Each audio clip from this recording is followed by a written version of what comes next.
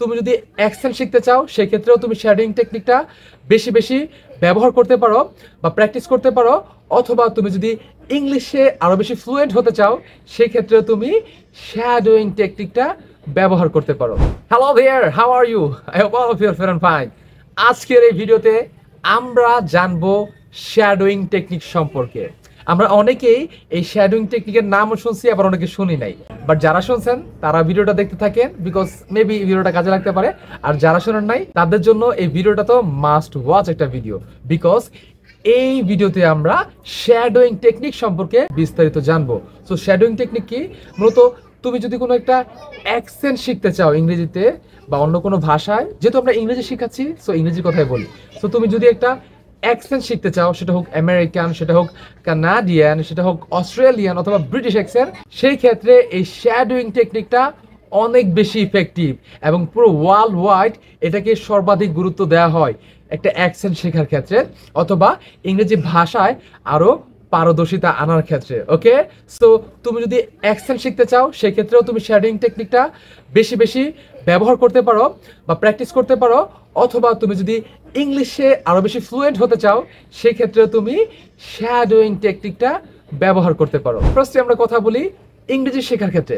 তুমি যদি একেবারে নতুন হয়ে থাকো এবং তুমি যদি নতুন নতুন ইংরেজি শেখা শুরু করো সেই ক্ষেত্রে শ্যাডোয়িং টেকনিকটা তোমার জন্য অনেক বেশি গুরুত্বপূর্ণ। সো কিভাবে তুমি শ্যাডোয়িং করবা? তুমি একটা নেটিভ ইংলিশ স্পিকারদের ভিডিও ওপেন করতে পারো বা প্লে করতে পারো, তারপর তারা যা যা বলতেছে সেটা তুমি রিপিট করতে পারো। ওকে, তারা যেইভাবে বলতেছে সেইভাবেই। ওকে, এর ফলে কি হবে?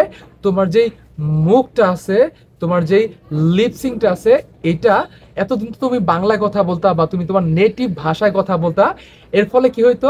তুমি তোমার যে জিভ বাটা বা ঠোঁটটা সেটা তোমার নেটিভ ভাষার সাথে কি সিঙ্ক হয়ে রয়েছে, এবং তুমি যখন অন্য একটা ভাষায় শিফট হবা তখন তোমার জন্য ওইটা অনেক বেশি কষ্টসাধ্য হয়ে যাবে, কারণ তুমি অন্য একটা ভাষায় অভ্যস্ত এবং নতুন ভাষাটা তোমার মুখ দিয়ে সহজে বের হবে না। এর জন্য কি করতে হবে? শ্যাডোয়িং টেকনিকটা প্র্যাকটিস করতে হবে।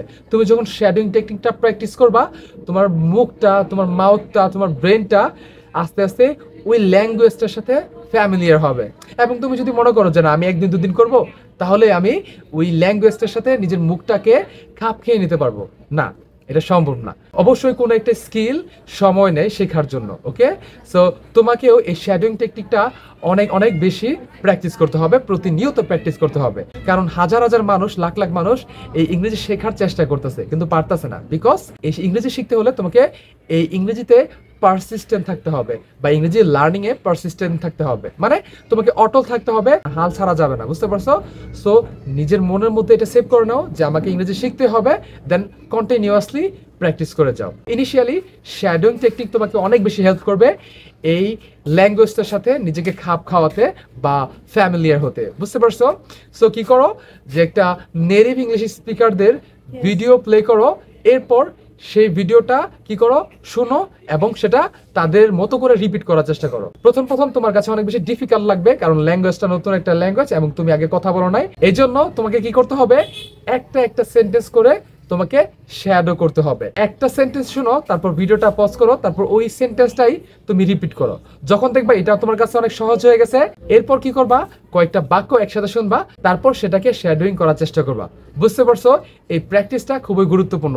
পরবর্তী যখন দেখবা যে এটাও তোমার কাছে সহজ লাগতেছে তখন কি করবা? অ্যাট দ্য সেম টাইম যখন তারা কথা বলতেছে তুমিও পাশাপাশি শ্যাডোয়িং করতে পারো। ওকে, যখন ভিডিওটা কন্টিনিউয়াসলি চলতেছে, এবং এটা সবচেয়ে বেশি ইফেক্টিভ। যদি এটাতে তুমি পারদর্শী হয়ে যাও তার মানে তুমি ইংরেজিতে অনেকটা বেশি এগিয়ে গেছো এবং তোমার কাছে ইংরেজিটা অনেক বেশি সহজ হয়ে গেছে, এবং এর ফলে তুমি ইংরেজি যে কোনো কিছু খুব সহজে বুঝতে পারবা। সো এতক্ষণ আমরা কথা বললাম যারা নতুন নতুন ইংরেজি শেখা শুরু করেছে তারা শ্যাডোয়িং টেকনিকটা কেন ব্যবহার করবে এটা নিয়ে, বা কিভাবে ব্যবহার করবে এটা নিয়ে। এখন আমরা কথা বলবো তুমি যদি অ্যাকসেন্ট শিখতে চাও সেই ক্ষেত্রে তুমি শ্যাডোয়িং টেকনিকটাকে কিভাবে ব্যবহার করবা বা কিভাবে প্র্যাকটিস করবা। ওয়েল, প্র্যাকটিসটা একইভাবে হবে, বাট এবার তোমাকে সর্বোচ্চ ফোকাস দিতে হবে যে তারা কিভাবে উচ্চারণ করতেছে, তাদের যে ভয়েস অফ টোনটা, তাদের যে রিদমটা, মানে গলার কণ্ঠটা আপ ডাউন কিভাবে তারা প্রোনাউন্স করতেছে, প্রত্যেকটা জিনিস তোমাকে খুব মন দিয়ে শুনতে হবে, এবং তারা ঠিক যেইভাবে, যেই স্বরে, যে রিদমে তারা কথা বলতেছে ঠিক ওইভাবে কথা বলার চেষ্টা করতে হবে,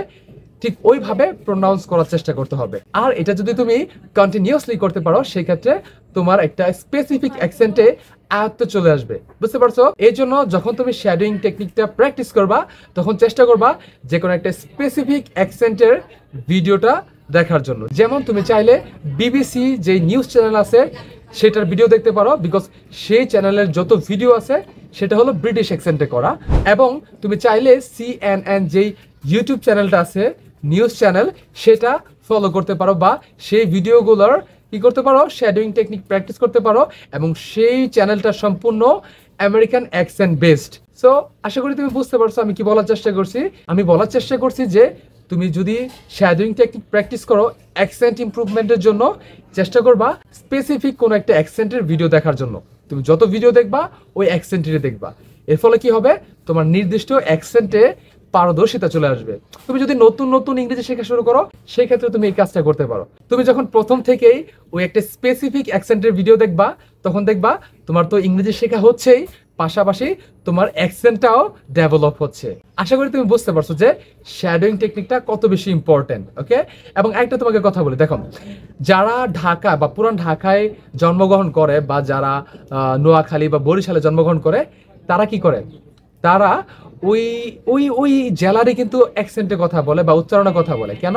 কারণ ছোটবেলা থেকে তারা শুনতেছে এবং ওইভাবে বলার চেষ্টা করতেছে, এবং পরবর্তীতে তারা যখন বড় হয় এবং কথা বলে তখন তাদের অ্যাকসেন্টটাও ওই বরিশাইল্লা বা নোয়াখাইলাদের মতন হয়ে যায়। ওকে, বিকজ তারা ওইটা শুনতেছে এবং ওইটা রিপিট করতেছে। সো এই ইংলিশ ল্যাঙ্গুয়েজটা বা ইংলিশ অ্যাকসেন্টটাও সেম। তুমি যখন বেশি বেশি একটা অ্যাকসেন্ট শুনবা এবং সেই অনুযায়ী যখন কথা বলার চেষ্টা করবা, দেখবা তোমার অ্যাকসেন্টটাও ওই রকমই হয়ে গেছে। ওকে, আশা করি বুঝতে পারছো। ওকে, আমরা প্রায় শেষ পর্যায়ে চলে এসেছি এই ভিডিওর। যদি ভিডিওটা ভালো লাগে থাকে অবশ্যই একটা লাইক এবং কমেন্ট করতে ভুলবেন না, এবং don't forget to subscribe to the English talkative. So that's all for today, see you in the next video.